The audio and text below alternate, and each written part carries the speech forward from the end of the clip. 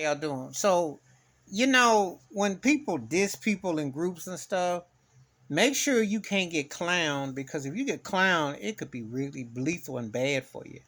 So J Boogie and B2K, him and Lil Fez was getting dissed by Omarion. He called them broke dancers and broke background singers.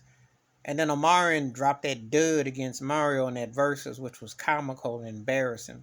Cause Omarion was never much of a singer. He could dance. Precursor to C Breezy, precursor to Chris Brown. Good entertainer, good movement. There ain't no vocals up there. At his best songs, he was straining. And remember, I Like What a Girl Wants. R. Kelly wrote that, produced that, and his background vocals were stronger than Omarion's lead. Omarion, bump, bump, bump. He was the imagery that they pushed in the front, but he just never really had that it. His solo career, like I said, Honor Roger is a banging cut. It's just too bad his non-singing behind couldn't do nothing with it. Icebox was cool. He was working with Pharrell and them. Couldn't do nothing for him. As high as Pharrell and them was at the time, him and Chad, the Neptunes, couldn't blow him up. He got with Timberland, remember? Then he got in Rick Ross's thing, I think. Then Omarion had chances. Did Reggaeton was in that movie. J Lo, Mark Anthony, when they were married, produced that Reggaeton movie. So, I mean, they gave this turkey a lot of options. He just was lighting the cakes. His chops ain't up to par. And he gonna talk trash about J Boogie and Lil Fed, talk about them like they some lounge acts, like with some sheet over them covering. I'm like, come on, man, you ain't that memorable. You can't be dissing. First of all, this ain't like a Michael Jackson clowning the Jackson fuck come behind him, so you gotta come behind me. Come on now.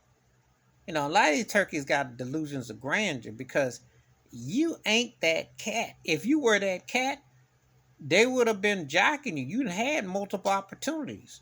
You got to do verses because most people ain't thought about your behind since before there was a thing called Twitter.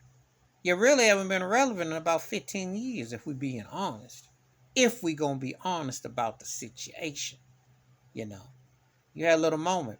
But Omarion and Ray J, they be better off in a celebrity boxing match or, comedy tour. But the singing, the mic get cut off. And right now, a lot of people looking at Omarion like a Milli Vanilli thing because J Boog came out and said that they had somebody in there ghost singing for him. And as much as he strains, it sound about right. There's a lot of non-singing jive turkeys who've been auto-tuning and floating and faking the funk. And it's hitting the fan now. You seen how pathetic it is. You want to pull the plug. You know, he should go run back to B2K. He should go cross. Because that's where he had his magic. They got to do You Got Served, which I still watch. I still like that movie. Well, we won't talk about that corny horror movie that him and Marcus Houston did and all that. But he had his run. And he got a lot out of it for a no-talented jive turkey because he was marginal to start with. Now, they wanted Omarion somewhere to look like, like he was going to follow behind Usher. And he wanted to, Michael, in a long list of broke Michael Jacksons. But this turkey just never had the goods.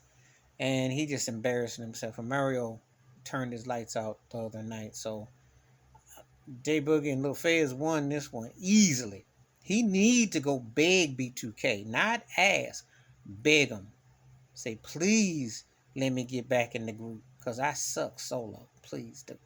Please hit like, subscribe, welcome thoughts and comments, and I do respond. Thank you. Wash your hands, keep your mind clear, watch out for another. Now, I don't want to hear nobody leave no group and talk trash and be that pathetic what I saw. I'm out.